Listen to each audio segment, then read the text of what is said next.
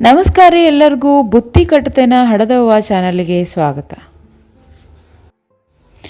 ಮತ್ತೊಂದು ಹೊಸ ಉತ್ತರ ಕರ್ನಾಟಕದ ರೆಸಿಪಿ ಜೊತೆಗೆ ಅಡುಗೆ ಜೊತೆಗೆ ಹಾಜರಾಗೇನ್ರಿ ಇವತ್ತು.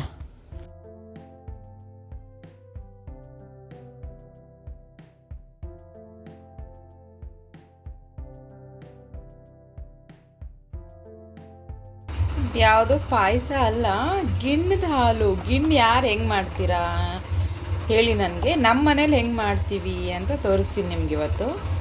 ಇದು ಗಿಣ್ಣದ ಹಾಲು. ಇದಕ್ಕೆ ಚಿಕ್ಕದಾಗಿ ಬೆಲ್ಲನ ಜಜ್ಜಿ ಹಾಕಬೇಕು.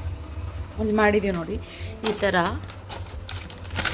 ಚಿಕ್ಕದಾಗಿ ಬೆಲ್ಲನ ಜಜ್ಜಿ ಇದಕ್ಕೆ 1 ಲೀಟ್ರ್ ಹಾಲು ತೊಗೊಂಡಿದ್ದೀವಿ. 1 ಲೀಟ್ರ್ ಹಾಲಿಗೆ ಸುಮಾರು 3/4 kg ಬೆಲ್ಲ ಹಾಕಿದ್ದೀವಿ. ಅದ್ರ ಜೊತೆಗೆ ಸ್ವಲ್ಪ ಏಲಕ್ಕಿ, ಆಮೇಲೆ ಏಲಕ್ಕಿ, ಶುಂಠಿ, ಆಮೇಲೆ ಲವಂಗ ಇದನ್ನು ಚೂರು ಕುಟ್ಟಿ ಪುಡಿ ಮಾಡಿ ಹಾಕ್ಕೊಂಡಿರೋದು. ಇದಿಷ್ಟನ್ನು ಮಾಡಿ ಇದ್ರ ಪ್ರೋಸೆಸ್ ಹೆಂಗಿದೆ ಅಂತ ಹೇಳ್ತೀನಿ ನೋಡಿ. ಈಗ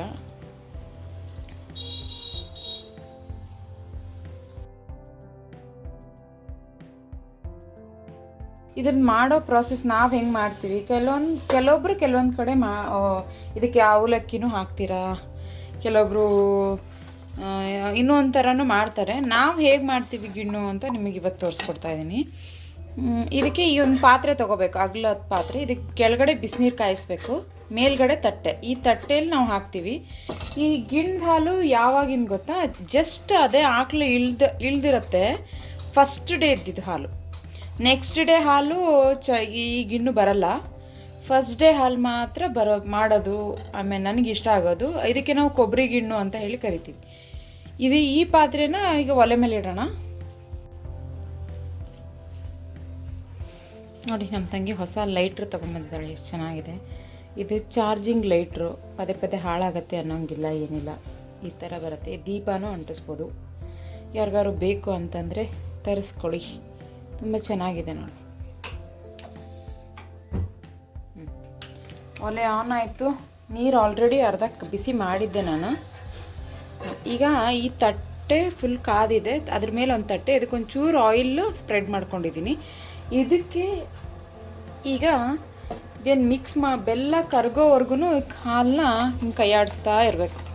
ಇಲ್ಲಿ ಫುಲ್ ನೋಡಿ, ನಾನು ತುಂಬ ಹೊತ್ತಿಂದ ಬೆಲ್ಲ ಹಾಕಿ ಕೈಯಾಡಿಸಿ ಬೆಲ್ಲ ಪೂರ್ತಿ ಮೆಲ್ಟ್ ಆಗಿದೆ, ಕರ್ಗೋಗಿದೆ ಬೆಲ್ಲ ಇದರಲ್ಲಿ. ಇದನ್ನು ಈ ತಟ್ಟೆಗೆ ಹಾಕಬೇಕು. ನಿಮ್ಗೆ ಎಷ್ಟು ದಪ್ಪ ಬೇಕು ಗಿಣ್ಣು ಅನ್ನೋರು ಅಷ್ಟು ದಪ್ಪ. ಒಂದೊಂದೇ ಸ್ಪೂನ್ ಹಾಕ್ತೀನಿ ನೋಡಿ. ಒಂದೇ ಸಮ ಇರಬೇಕು ತಟ್ಟೆ, ಅವಾಗ ನಿಮಗೆ ಗಿಣ್ಣು ಒಂದೇ ಸೈಜ್ ಬರುತ್ತೆ. ವಾಯ್ಸು ಕ್ಲಾರಿಟಿ ಇಲ್ಲ ಅಂದರೆ ಏನು ಅನ್ಕೋಬೇಡಿ, ಯಾಕಂದರೆ ಇಲ್ಲಿ ನಮ್ಮ ಮನೆ ಹತ್ರ ರಸ್ತೆ ಮಾಡ್ತಾ ಇದ್ದಾರೆ. ಸೊ ರಸ್ತೆ ಮಾಡುವಾಗ ಮಷಿನ್ಗಳದ್ದು, ಟ್ಯಾಕ್ಟ್ರುಗಳದ್ದು ಕಿರಿಕಿರಿ.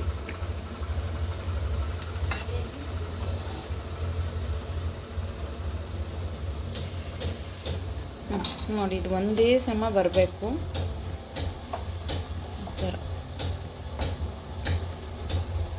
ಇಷ್ಟ ಆದಮೇಲೆ ಇದ್ರ ಮೇಲೆ ಒಂದು ದೊಡ್ಡ ತಟ್ಟೆ ಮುಚ್ಚಬೇಕು. ಇದ್ರ ಮೇಲೆ ಒಂದು ದೊಡ್ಡ ತಟ್ಟೆ ಮುಚ್ಚಬೇಕು. ನೋಡಿ ಎಷ್ಟು ಚೆನ್ನಾಗಿ ಕಾಣ್ತಾ ಇದೆ, ಸೂಪರ್ಬ್ ಆಗಿ ಬರುತ್ತೆ. It's my most favourite.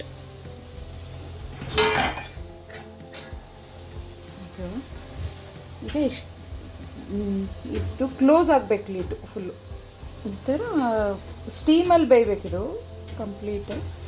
ಈ ಥರ ಕ್ಲೋಸ್ ಮಾಡಿಡಿ. ಜಸ್ಟ್ ಒಂದು 10 ಮಿನಿಟ್ಸ್ ಅಲ್ಲಿ ಬೆಂದೋಗ್ಬಿಡುತ್ತೆ.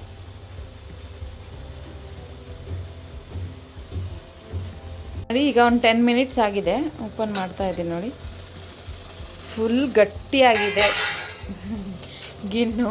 ನೋಡಿ, ಈ ಕನ್ಸಿಸ್ಟೆನ್ಸಿ ಇತ್ತು, ಈ ಫುಲ್ ಗಟ್ಟಿಯಾಗಿದೆ.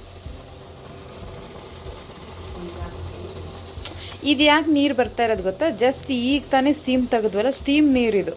ಅದರ್ವೈಸ್ ಇಷ್ಟು ನೀರು ಇರಲ್ಲ ಅದರಲ್ಲಿ. ಇದನ್ನು ಈಗ ಚಿಕ್ಕದಾಗಿ ನೀವು ಸ್ಕ್ವೇರಾಗಿ ಕಟ್ ಮಾಡಿಕೊಂಡು ಎತ್ತಿಟ್ಕೋಬೇಕು.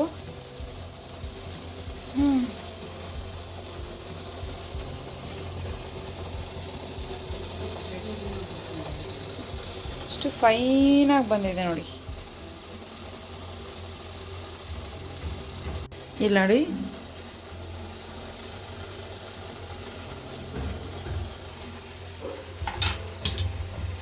ಚೂರು ಸ್ಲೋ ಮಾಡೋಣ. ಇದಕ್ಕೊಂದೊಂದು ಚೂರು ನೀರು ಹಾಕೋಣ ನೆಕ್ಸ್ಟ್ ಪ್ಲೇಟ್ ಇಡೋಕ್ಕೆ. ಸೊ ಈಗ ಈ ತಟ್ಟೆಯಲ್ಲಿ ಮೊದಲಿಂದ ತೋರಿಸಿ ಈ ತಟ್ಟೆಯಲ್ಲಿ ಇಡೋಣ. ಈ ತಟ್ಟೆ ಯಾಕಂದ್ರೆ ಅದಕ್ಕೆ ಕರೆಕ್ಟ್ ಆಗುತ್ತೆ.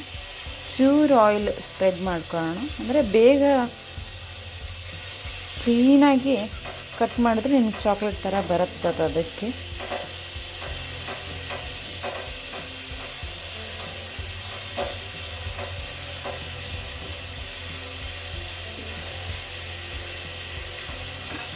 ಕ್ಲೀನಾಗಿ ಆಯಿಲ್ ಸ್ಪ್ರೆಡ್ ಮಾಡಿಕೊಂಡು ಈ ತಟ್ಟೆನ ಇದ್ರ ಮೇಲೆ ಇಡ್ತೀನಿ.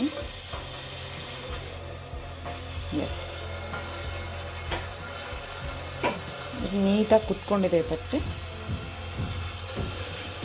ಇದಕ್ಕೆ ಇದ್ರ ಮೇಲೆ ಹಾಕೋಣ.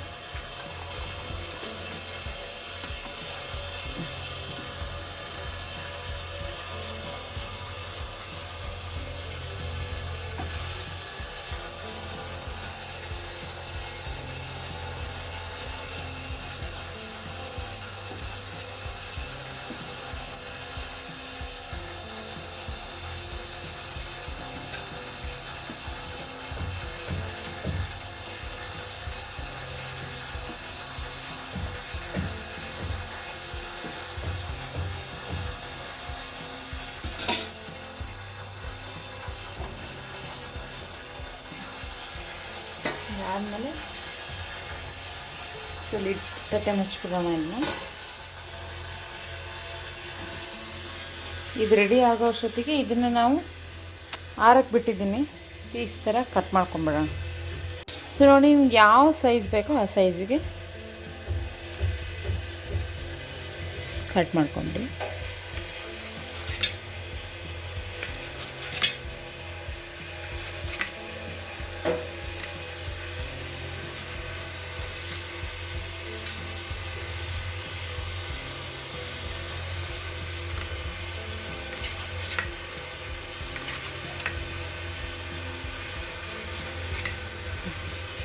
ಫಸ್ಟು ಈ ಕಟ್ ಮಾಡ್ಕೊಂಡ್ಮೇಲೆ ಈ ಥರ ಎಡ್ಜಿಗೆ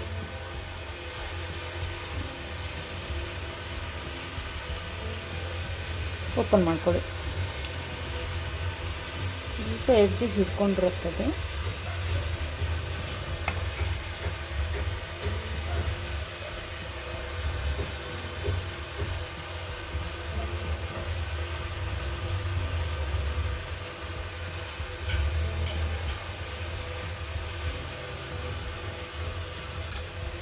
ಸೊ ಈಗ ಇದನ್ನು ಓಪನ್ ಮಾಡ್ಬೋದು.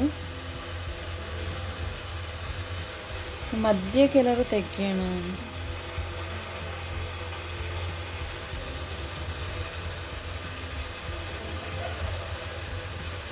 ಎಸ್, ನೋಡಿ ಈ ಥರ ನೀಟಾಗಿ ಪೀಸಸ್ ಬರ್ತಾ ಹೋಗುತ್ತೆ.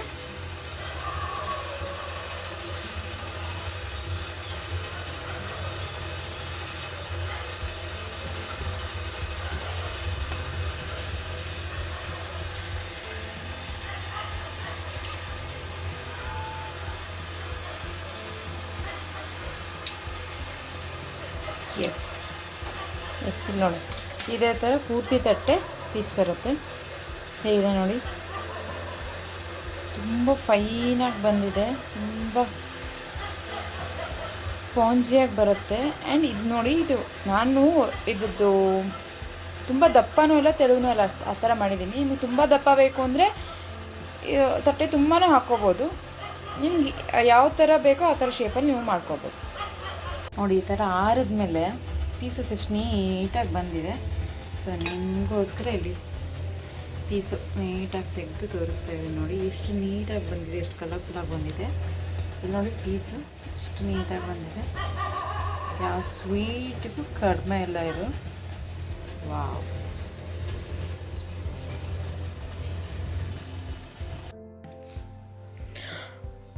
ಈ ಪ್ಲೇಟಲ್ಲಿ ನಾವೇನು ಮಾಡಿದ್ವಿ, ಮತ್ತು ಸ್ವಲ್ಪ ಉಳಿದಿರೋ ಹಾಲನ್ನ ದಪ್ಪಕ್ಕೆ ಮಾಡಿದ್ರೆ ಹೇಗಿರ್ತದೆ ಅಂತ ಮಾಡಿದೆ ನಾನು. ಸೊ ಇದು ಮಾತ್ರ ತುಂಬ ಚೆನ್ನಾಗಿ ಬಂದಿತ್ತು, ತುಂಬ ದಪ್ಪ ಬಂದಿತ್ತು. ಒಳ್ಳೆ ಹಾಲು ಕೋವಾದರ ಸ್ವೀಟು. ನೋಡಿ ಕಟ್ ಮಾಡ್ತಾಯಿದ್ದೀನಿ, ಒಂದು ಚೂರು ಪ್ಲೇಟಿಗೆ ಅಂಟ್ಕೊಂಡಿಲ್ಲ, ಅಷ್ಟು ಚೆನ್ನಾಗಿ ಬರ್ತಾಯಿದೆ. ನೋಡಿ ಎಷ್ಟು ನಿಧಾನಕ್ಕೆ ತೆಗಿತಾ ಇದ್ದೀನಿ, ಆ ಥರ ನಿಧಾನಕ್ಕೆ ತೆಗೆದು ಇದು ನೀವು ಎಷ್ಟು ದಿನ ಬೇಕಾದರೂ ಫ್ರಿಜ್ಜಲ್ಲಿ ಇಟ್ಕೊಂಡು ತಿನ್ಬೋದು. ಒಂಚೂರು ಹಾಳಾಗಲ್ಲ ಆ್ಯಂಡ್ ಮೋಸ್ಟ್ ಹೆಲ್ದಿಯೆಸ್ಟ್ ರೆಸಿಪಿ ಇದು. ನೀವೆಲ್ಲಾದರೂ ಕೇಳಿ, ಯಾರಿಗೂ ತಿನ್ನಬಾರ್ದು ಅನ್ನೋ ರೆಸ್ಟ್ರಿಕ್ಷನ್ಸ್ ಯಾವುದೂ ಇಲ್ಲ. ಕೆಲವೊಂದು ಕಡೆ ಹೇಳ್ತಾರೆ ಆಪ್ರೇಷನ್ ಆದವರು ಸ್ವಲ್ಪ ಗಿಣ್ಣು ತಿನ್ನೋದು ಅವಾಯ್ಡ್ ಮಾಡಿ ಅಂತ. ಅದು ಬಿಟ್ಟರೆ ಗಿಣ್ಣು ತಗೋಬಾರ್ದು ಅನ್ನೋದು ಎಲ್ಲೂ ಇಲ್ಲ. ಸೊ ಇದು ನೋಡಿ ಕೊನೆಗೆ ಮಾಡಿದ್ದು ತುಂಬ ದಪ್ಪಕ್ಕೆ ತುಂಬ ಸ್ಪಾಂಜಿಯಾಗಿ ಬಂತು ನೋಡಿ. ಇದು ತುಂಬ ಚೆನ್ನಾಗಿ ಬಂತು ಇದು ಕೊನೆಯ ಪ್ಲೇಟು. ಸೊ ಇವತ್ತಿನ ನನ್ನ ವಿಡಿಯೋನ ಇಲ್ಲೇ ಮುಗಿಸ್ತಾ ಇದ್ದೀನಿ. ನನ್ನ ವಿಡಿಯೋ ನಿಮಗೆ ಇಷ್ಟ ಆಗಿದ್ದರೆ ಪ್ಲೀಸ್ ಲೈಕ್ ಮಾಡಿ, ಶೇರ್ ಮಾಡಿ, ಸಬ್ಸ್ಕ್ರೈಬ್ ಮಾಡಿ. ಮತ್ತು ನಿಮಗೆ ಒಳ್ಳೊಳ್ಳೆ ವಿಡಿಯೋಸ್ ಜೊತೆಗೆ ಬರ್ತಾನೆ ಇರ್ತೀನಿ.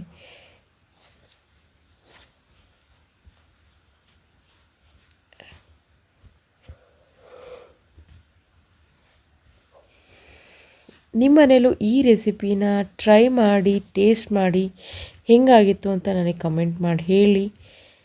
ಸೊ ಈ ವ್ಲಾಗ್ನ ಇವತ್ತಿಗೆ ಇಲ್ಲೇ ಎಂಡ್ ಮಾಡ್ತಾಯಿದ್ದೀನಿ. ಬಾಯ್ ಎಲ್ರಿಗೂ, ನಮಸ್ಕಾರ.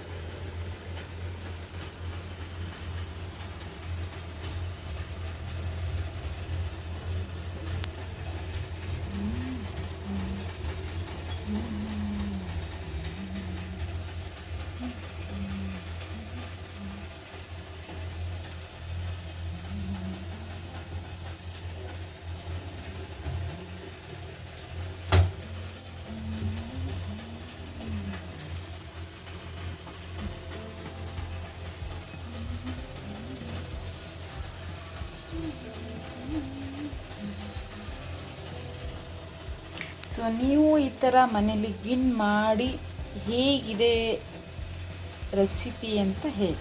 Okay, thank you.